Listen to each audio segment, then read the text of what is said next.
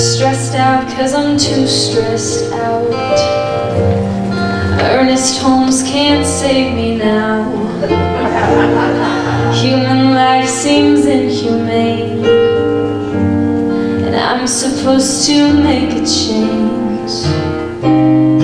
I'm not perfect, but I'm trying to do my part. Remembering who I am is the best place to start. Some days I forget I am love. Some days I forget I am enough. But every day it's true, I was made in light, just like you. I am divine. Good morning. Good morning. Welcome to the center. To the beautiful day that we're experiencing. It is a beautiful day here in Las Vegas at the Center for Spiritual Living. And welcome. Good morning. Welcome to the center. Would you like a program? I'm doing well. If it's comfortable for you, go ahead and rest your eyes. And as I read each affirmation, breathe in and out. And know what is true for you is the truth of God.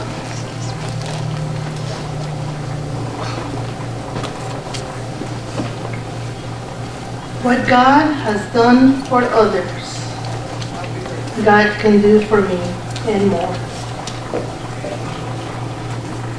What God has done for others, God can do for me and more.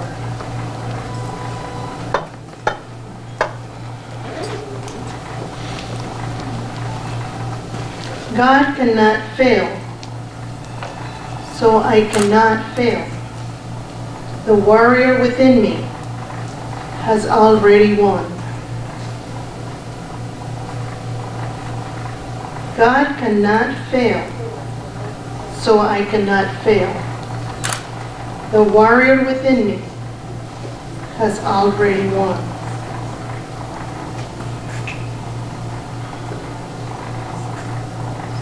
My God is a God of plenty, and I now receive all that I desire or require, and more.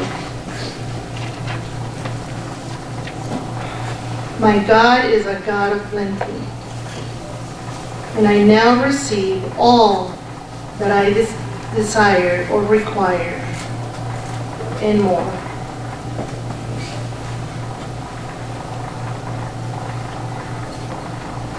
I give thanks that the millions which are mine by divine right now pour in and pile up under grace in perfect ways. I give thanks that the millions which are mine by divine right now pour in and pile up under grace in perfect ways.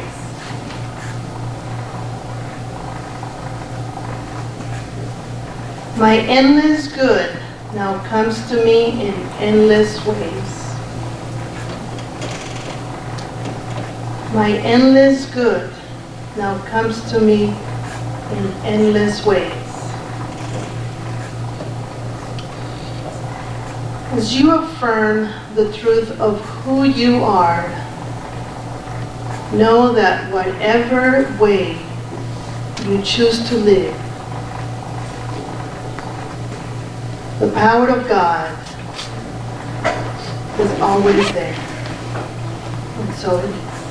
So it is. Favorite. Excuse me.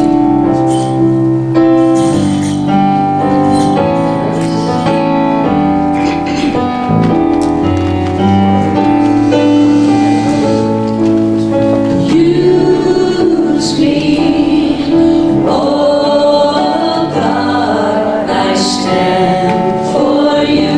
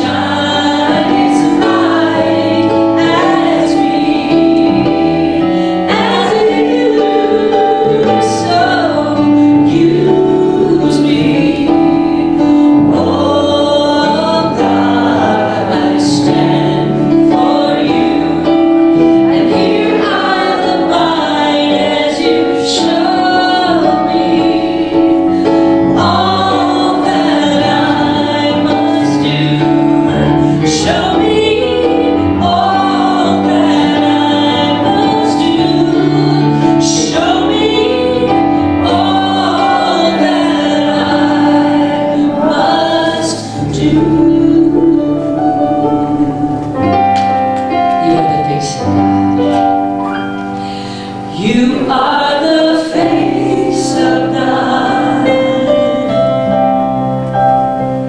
I hold you in my heart. You are a part of me. You are the face of God. You are the face of God. I hold you in my heart. You are my family.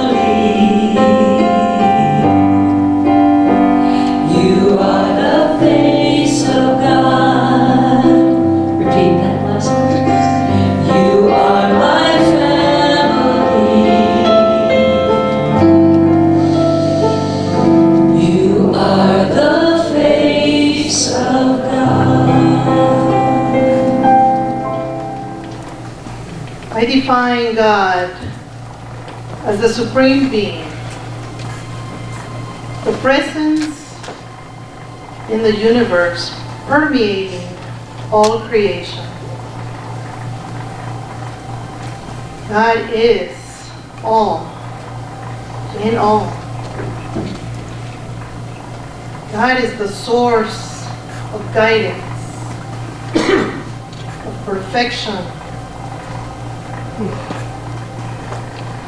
God is peace, harmony. And I know that I am one with God, for God is unity.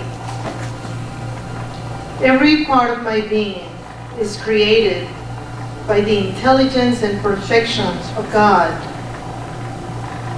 And I know what is true for me is true for everyone that has ever walked the earth. I know and feel this unity of all people, all nations, all beings. I know that this center is the heart of the community, the light of God, representing the highest and best good of what one can be.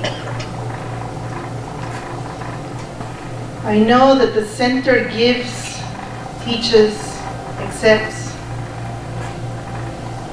all, and as everyone comes here, they hear the message given by Reverend Dan today. That message that comes from the only source, which I call God, Spirit. I know that this message is already in the hands of Reverend Dan.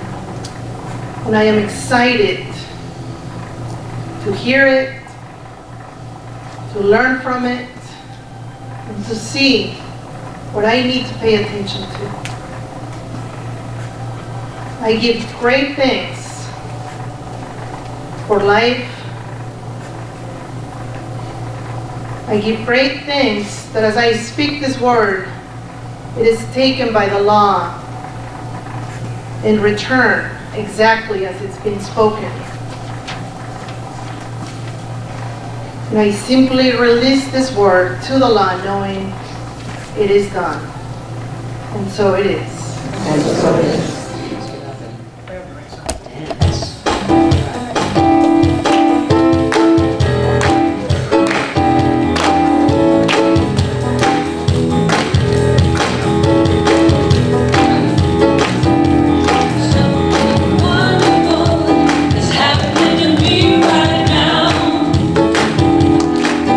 Something wonderful is happening to me right now.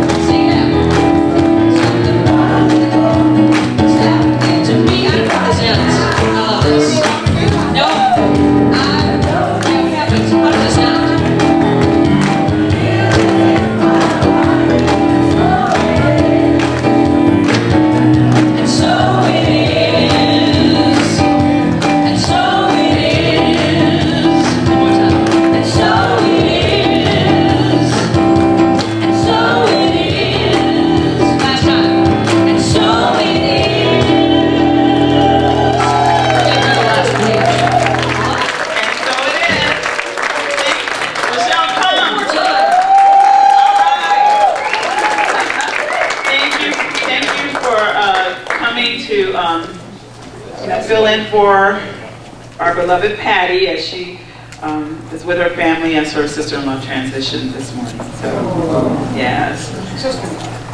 I said sister-in-law, didn't I? No, sister-in-law. No, that would be your mommy, and I know she's not going anywhere. All right, thank you all for being here. If it's comfortable for you, please put your hand over your heart and say with me, God bless America and the rest of the world. And I appreciate if you turn to a neighbor and just say good morning.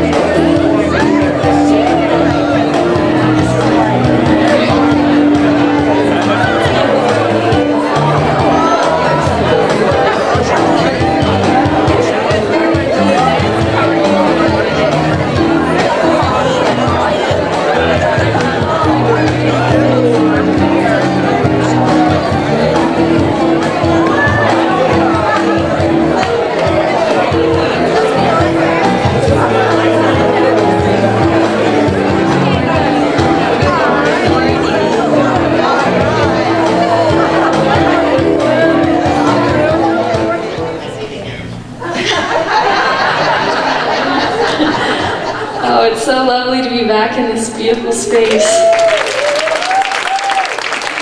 I brought with me two new originals for you guys. I wrote this one this week. It's called Divine.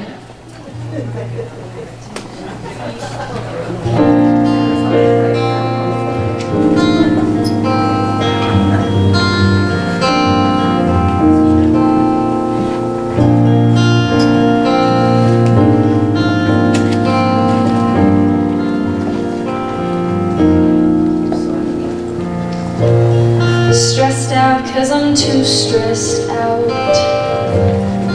Ernest Holmes can't save me now. Human life seems inhumane, and I'm supposed to make a change. I'm not perfect, but I'm trying to do my part. Remembering who I am is the best place to start. Some days I forget I am love. Some days I forget I am enough.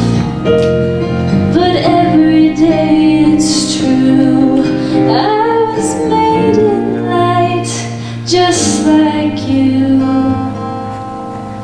I am divine.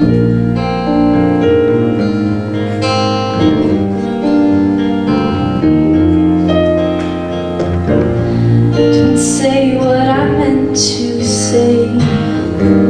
I'm always being hard on me. If I just let compassion show, there'd be no doubt in how life goes. I'm not perfect, but I'm trying to do my part. Remembering who I am is the best place to start. Some days I forget I am love. Some days I forget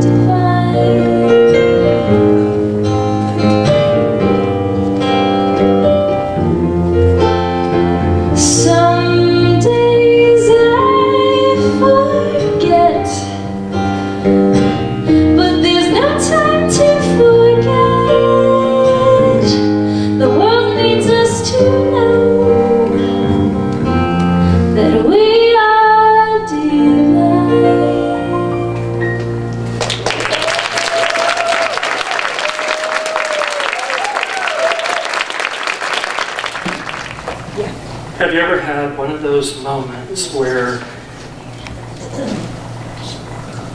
you had something you needed to do and you just kind of call out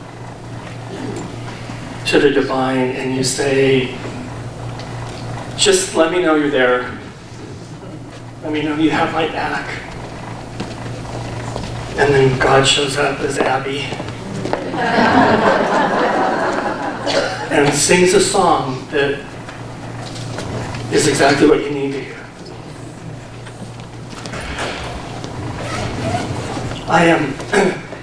My two interns are here. I look at Abby, I look at Vicki, I look at Miranda, and I say this often, I love that I get to work with such dynamic young people, because I am so not afraid of what's going to happen in the world. These two young women, so dynamic, so smart, so unafraid of life and working hard and going to school and ready to change the world. And I'm just so glad that I get to be a part of it. And thank you for being here today. I appreciate that. I really do. Because I know where Vicki was last night. She gets comped all the time at the clubs, and so how she was able to go home, shower, and be here in time and all dressed up is just absolutely amazing to Reverend Dan. I'm kidding, Vicki, a little bit. So I have something to tell you, and I don't want to bore you with my life. And I know we're all tired. And we're all dealing with stuff. So I'm going to keep this brief. But you know, I've been going pretty strong for a long time. Been working full time, doing my ministry work. And many of you know I got married a couple of years ago. Best thing I ever did. Best decision I ever made. And you're probably wondering, well, if it was so good, where's your husband? He had friends from Mexico here this week, and had to take him to the airport, so he couldn't be here this morning. And but it's been so much fun, all these youth and this aliveness in my house, and how they become so much more youthful and alive the more margaritas they have.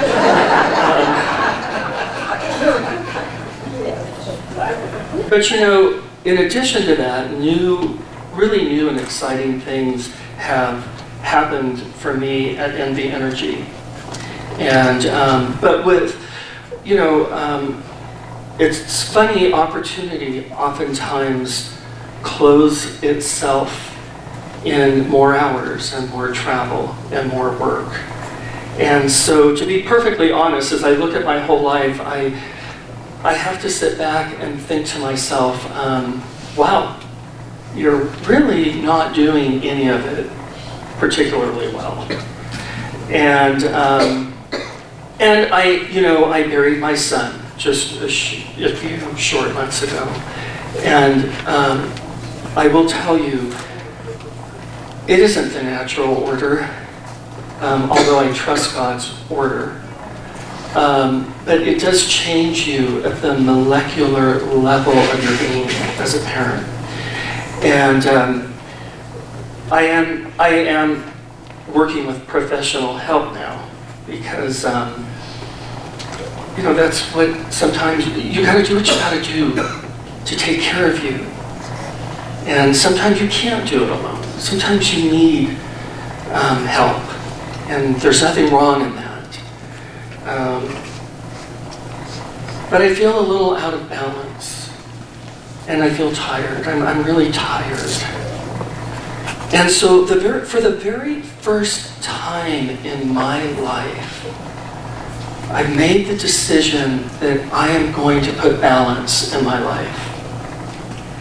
I'm going to have priorities and stick to them. And so my very first priority is my health. I'm going to learn how to sleep, which should be a lot of fun. And I can't, every now and again in the past 30 years, I've actually slept 8 hours in a row, and I wake up and I'm like, oh my God, I see why you are all so into this. This is pretty amazing. And my second priority is my husband, my partner. Because the fact of the matter is, from the day I met him, Paco was really never my priority. Paco always got what was left over. And so I have a little nickname for him now, mi prioridad, my little priority. And I do want to do what it is that MV Energy is asking me to do. I'm getting close to the end of a very long career, and I don't want to fade out. I want to finish strong. That means something to me for a lot of reasons. And so after a lot of prayer and a lot of contemplation, a lot of loving discussion with my colleagues, I'm going to be taking a sabbatical from the ministry through the end of the year. And then at the end of the year, we'll regroup and decide what the future needs to look like. And so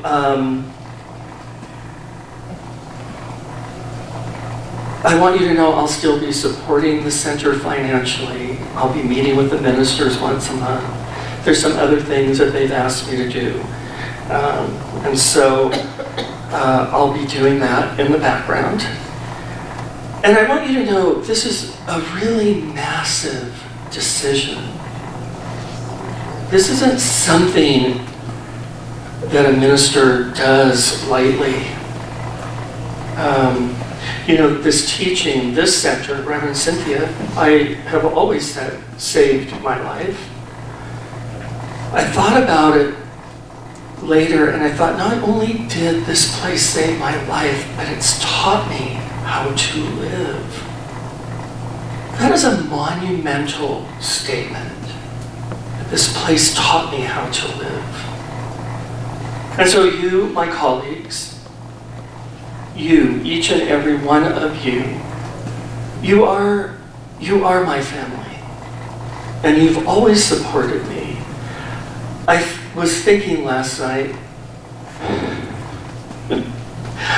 all the sermons you've had to listen to. And I made cakes, I made a pizza, I was an airline captain, I was a flight attendant. You guys, oh, and then I had that whole thing where I filled an aquarium with water and then colored it with dye, and then the idea was you put a drop of bleach in it and it would clear up. I put a gallon of bleach and it wasn't clearing up, and we were all getting sick. Oh my God. Wow. I owe you. If I was, I'll tell you, if I was, you know, Warren Buffett, I would write all of you a check as you left today.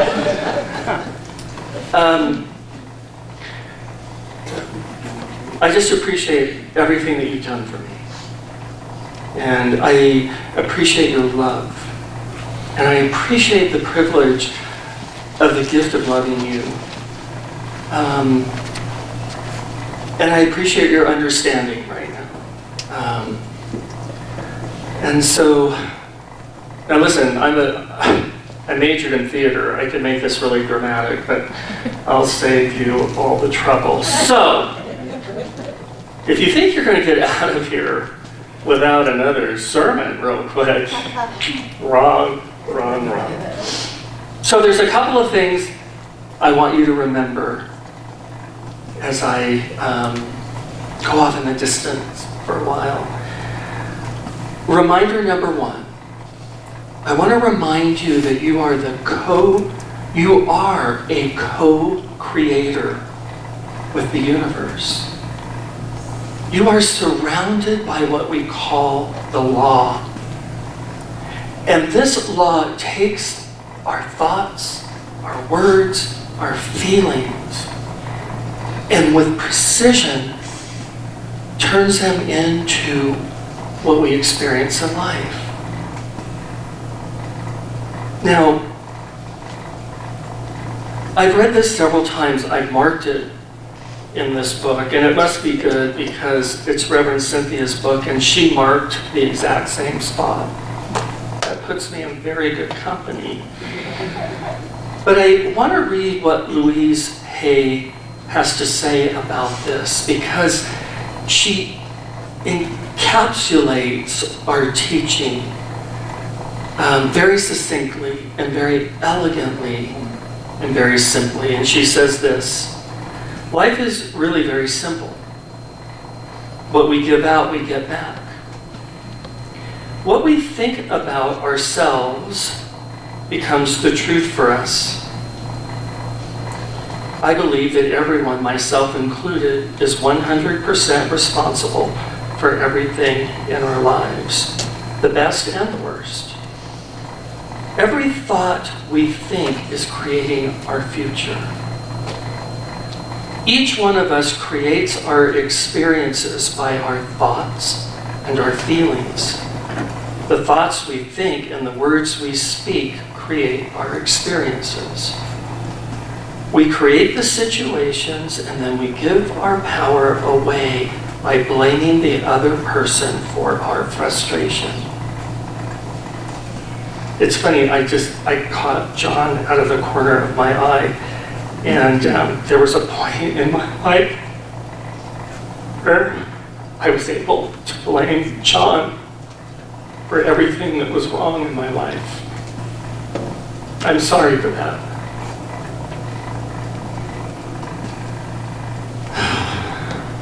No person, no place, and no thing has any power over us, for we are the only thinkers in our mind. We create our experiences, our reality, and everyone in it. When we create peace and harmony and balance in our minds, we will find it in our lives. She goes on to say, one other brief paragraph: all of the events you have experienced in your lifetime up to this moment have been created by your thoughts and beliefs you have held in your past. They were created by the thoughts and words you used yesterday, last week, last month, last year, 10, 20, 30, 40, 50, 60, 70, 80, 90, more years ago, depending on how seasoned you are, I added that. However, that is your past. Listen. However, that is your past. It is over and done with. What is important in this moment is what you are choosing to think and believe and say right now. For these thoughts and words will create your future. Your point of power is in the present moment and is forming the experiences of tomorrow, next week, next month, next year, etc. You might notice what thought you are thinking at this moment. Is it negative? Is it positive? Do you want this thought to be creating your future? Just notice and be aware. I thought of it this way. Remember, every time you think and speak of something, you have just given it an invitation to come into your life. What are you letting through the door of your mind and in the door of your life? Reminder number 2. Be respectful. All anybody ever wants in life is to be treated with respect. But in order to be treated with respect, you have to be able to give it. And in order to give it, you have to have it. first and foremost in your life. Otherwise, you don't have that gift to give away. How do you give something you don't have? So today, I remind you, your first job, your most important job in your life is to love yourself, to honor yourself, to respect yourself, and learn to love your life. And let me tell you, loving you, loving your life, doesn't happen by accident. It's work. It's work we have to do every day. So I just encourage you, stop comparing yourself to others. And I have a hard time with that. I want to be a Kardashian. Okay? Celebrate your uniqueness. God made everyone differently, to be different. God didn't create everybody to be different, to be the same. Quit criticizing yourself. Quit criticizing yourself. My dear friend Alba is here. I was thinking about her yesterday, and I thought if Alba took one moment and just went through her day and took inventory of all the good she does for everyone around her all day long,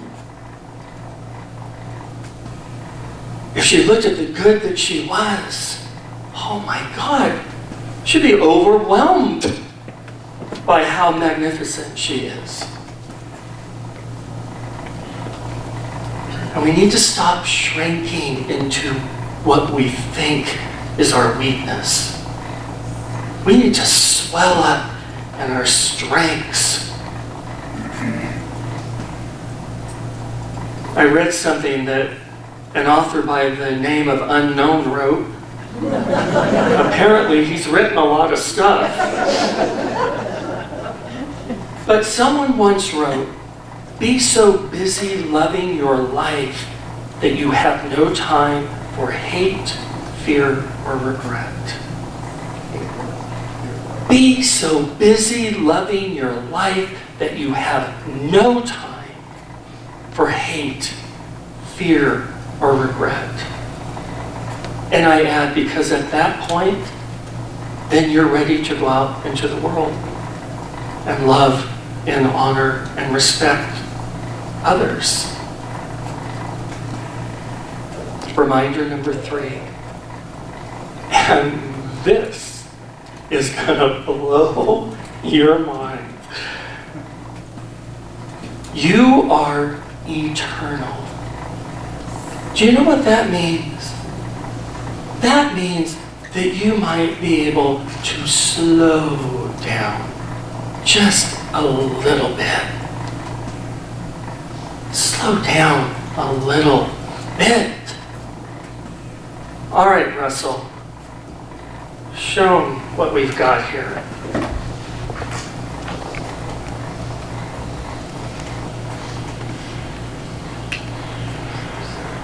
You know, before this, I'd spent 20 years in academic neurosurgery. I thought I had a pretty good idea how the brain works and how it generates consciousness.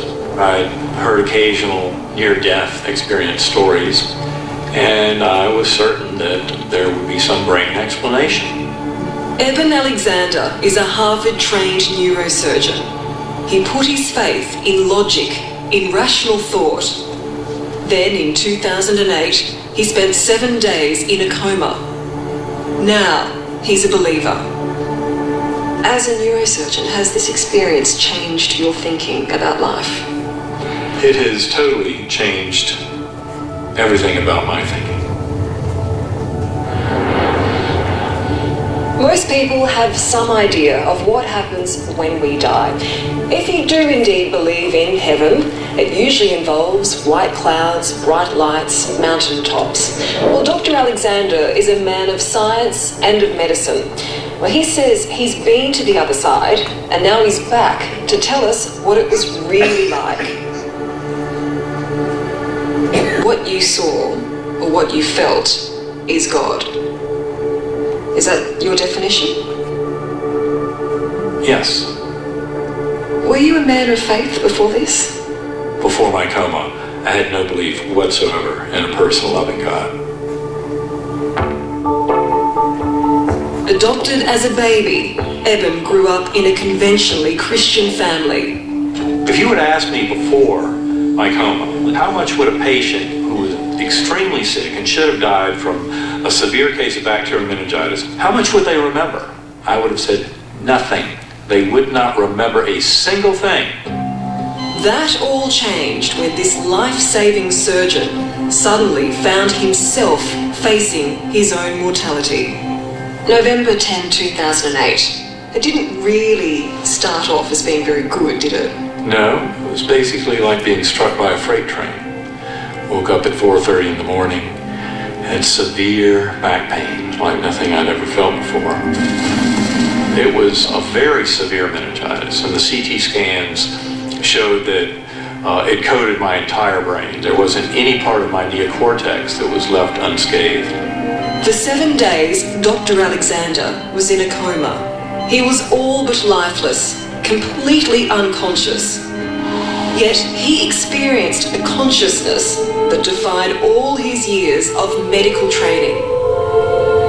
Here was this beautiful melody, and this light spinning closer and closer. It opened up as a portal into this gorgeous realm that was verdant, waterfalls, colors indescribable, and millions of butterflies flying through a very ultra-real scene. And then there was a warm breeze blowing through that was like the breath of divine. In the hospital, his doctors were losing hope. My physicians were telling my wife that basically she'd be raising our sons alone. My 10-year-old son, Bond, had heard that, realized it was very bad news, came running into my room, pried my eyes open, "Daddy, you're going to be okay. Daddy, you're going to be okay. Daddy, you're going to be okay." As if he said it enough, it would make it true. So your son was calling you back? I had to come back. I had to claw my way up out of that very deep hole and somehow do whatever was necessary. He was pleading with me. On the 7th day, against all odds, Dr. Alexander awoke.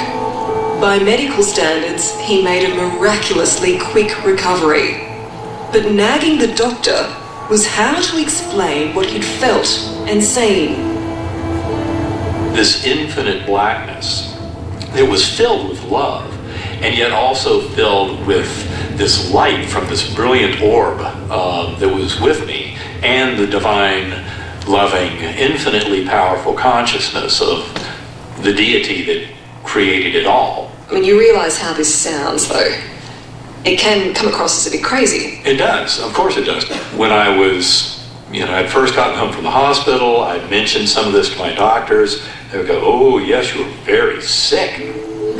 Was it just a fantasy before death? Was it your brain basically telling you you're about to die? And it's a nice way of shutting down all the systems and making it a pleasant way to exit. Well, it's very important to remember that I had a severe bacterial meningitis that had greatly damaged and destroyed my neocortex, the part of our brain that makes us human, the part that allows for any kind of conscious experience. So that with that amount of destruction, there was no way to have a dream, a hallucination, a fantasy, a confabulation. Those things could not occur because that part of my brain was gone. It was one vivid image seen by Dr. Alexander that finally convinced him that what he'd experienced was real. There was a beautiful girl beside me on the butterfly way. I can remember her face so perfectly, these sparkling blue eyes and light brown hair and this loving smile, and she never said a word, but her thoughts went right into me. "You are loved, you are cherished dearly forever. There's nothing to fear." I knew her face so well, but I'd never met her in my life. This is the woman Eben saw. Her name is Betsy. After Eben was adopted, his biological parents went on to have more children, including Betsy. She died in 1998. They never met, and it was only after his coma that the family sent him this photo. And it was the very same girl who had been on the butterfly wing. And her face in the picture was almost mocking me, like, do you finally get it? I saw things I couldn't understand, couldn't explain, and I figured someday there would be a brain-based scientific explanation. Now I know there's a much easier, simpler, more straightforward explanation. That is that our soul is eternal, and our spirit lives forever.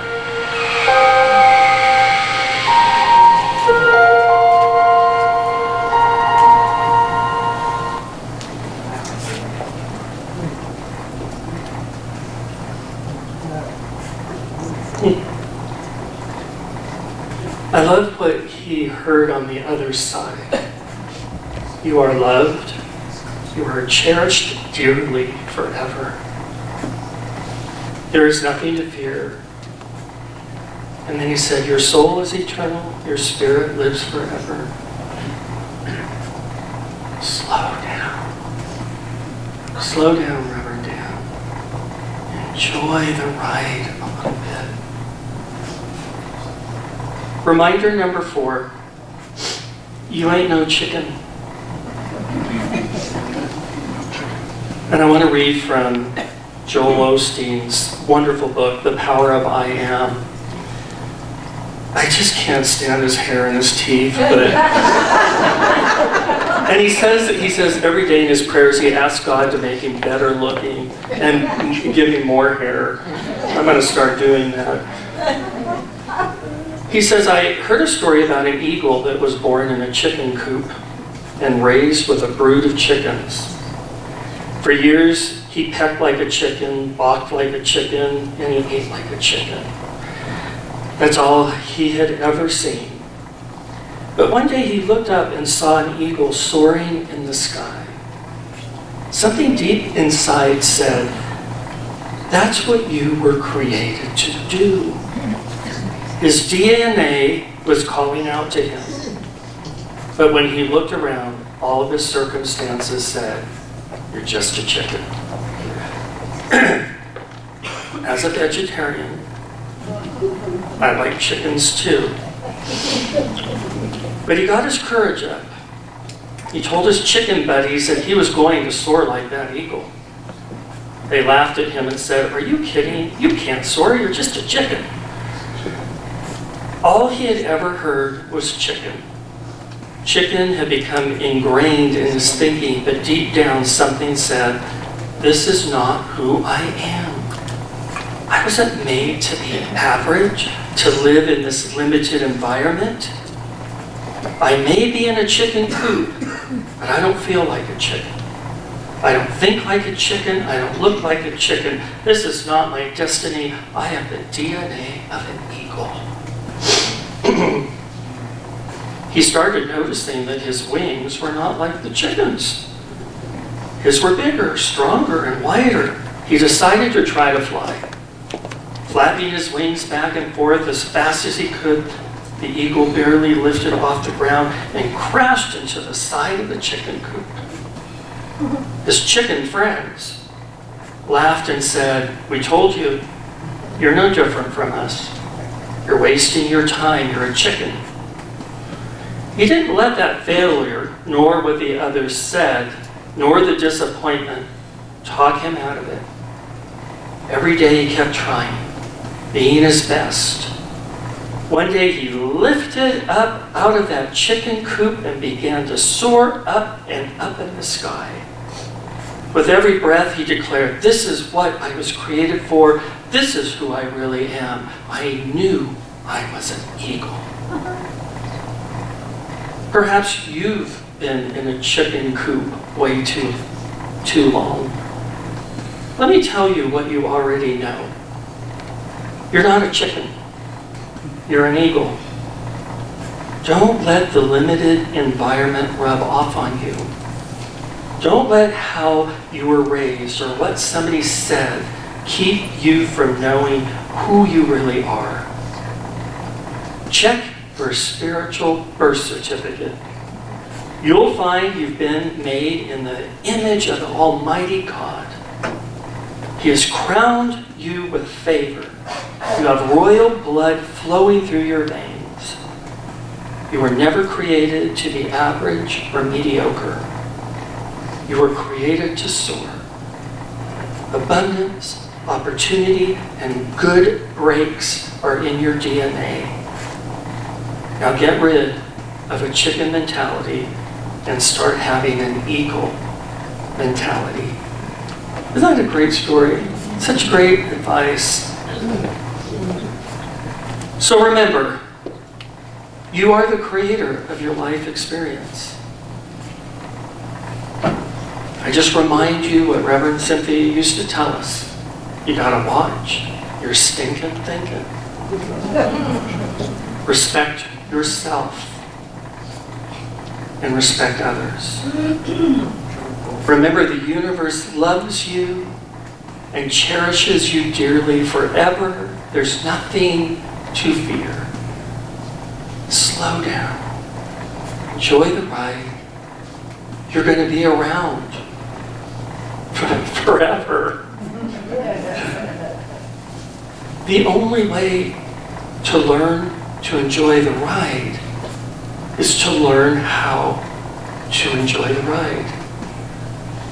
And that's up to us. That's up to you and I. And remember, most of all, you ain't no chicken.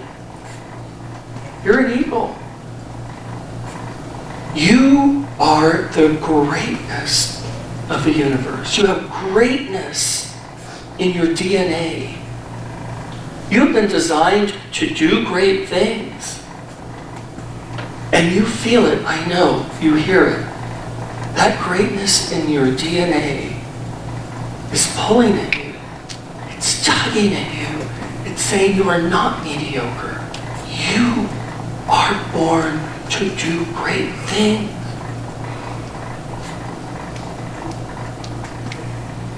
One last thought.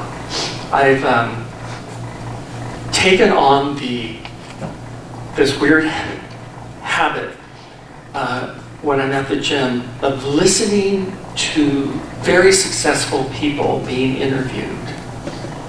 And I watched an interview with Jane Fonda, who recently turned 80 years old. And I'm telling you what, and she looks amazing.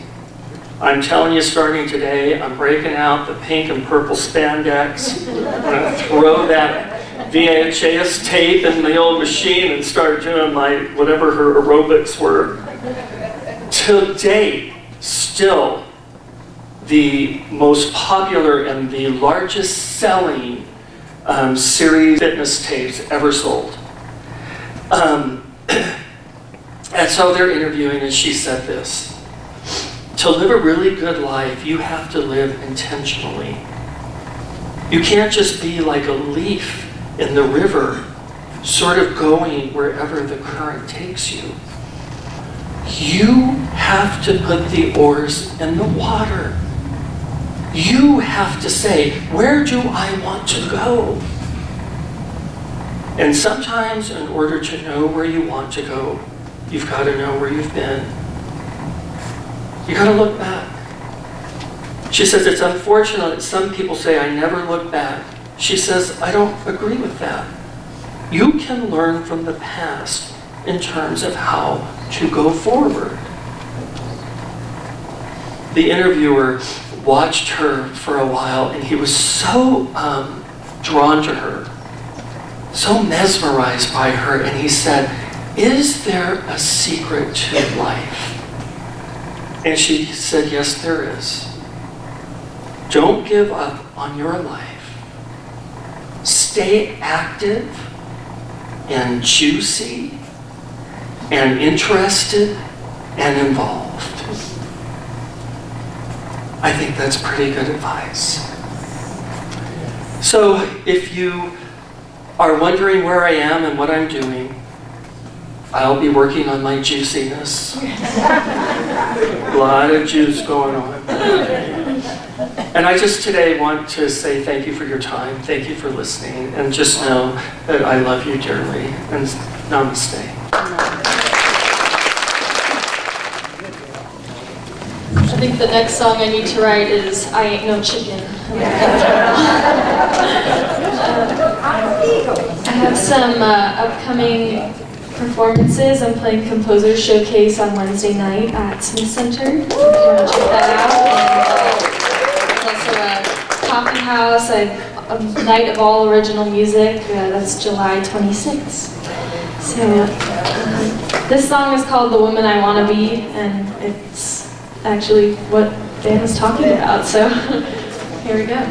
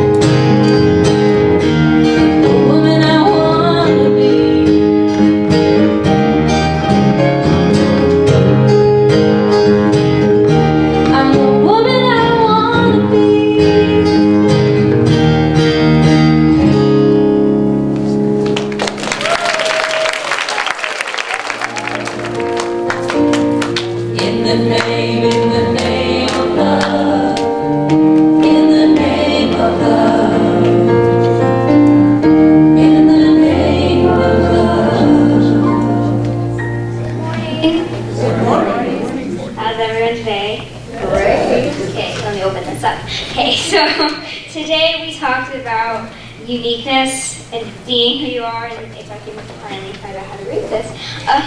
So in the opening question, there's a quote that says, "If you want to stand out, don't be different, be outstanding." So there's that. And you do that well. Thank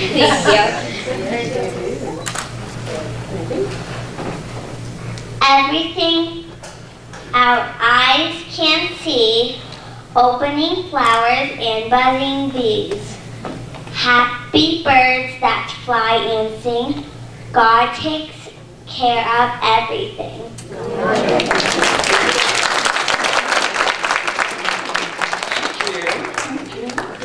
All right. I'd like our ministers to please come forward. Any visiting ministers or practitioners? Come on down. I would like to ask our ministry or prayer team to please come forward. They are they hold this place up, just so you know, in case you didn't know that. And they're here for you as well. So if you want to talk to one of them, pray with one of them after service, they're available. They're here. Thank you. So if you'll stand and connect, excuse me, connect.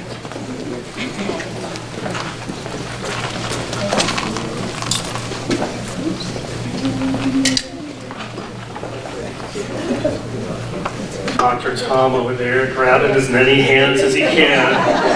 Some things never change. Thank you.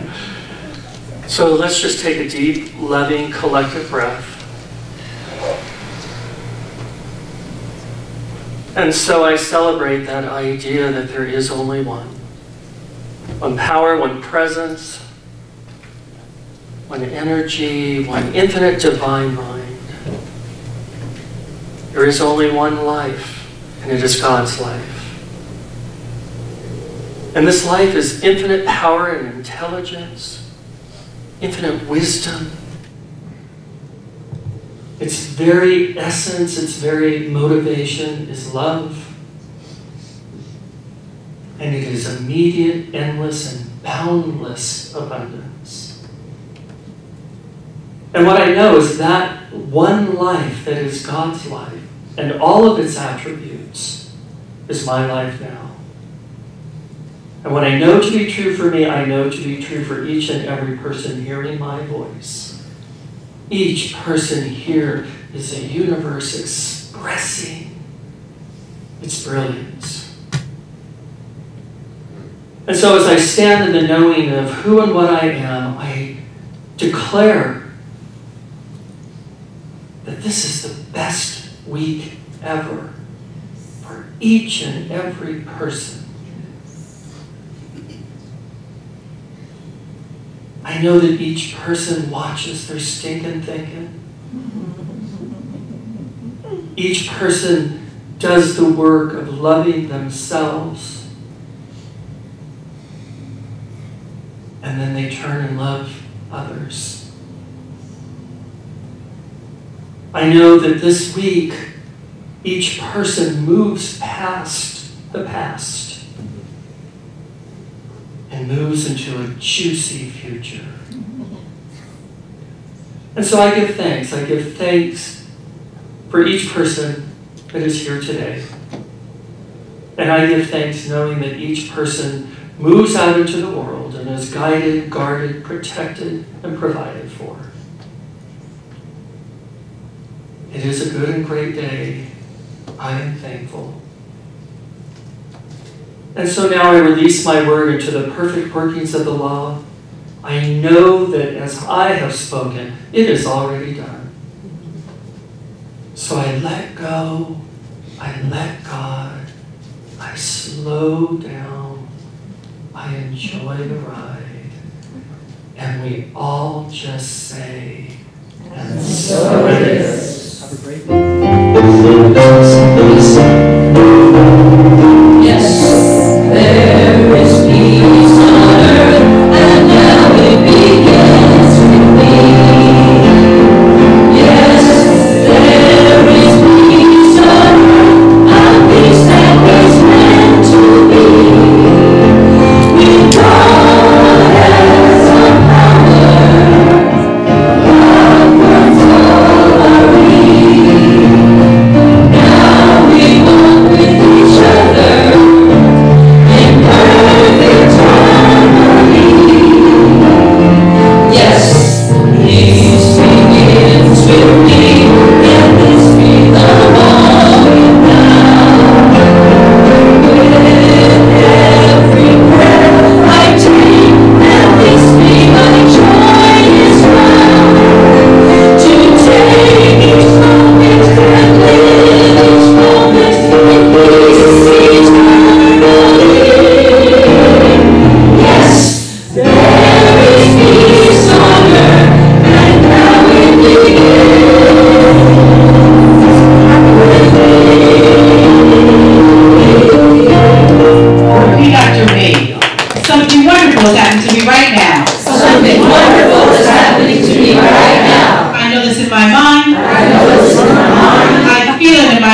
Happy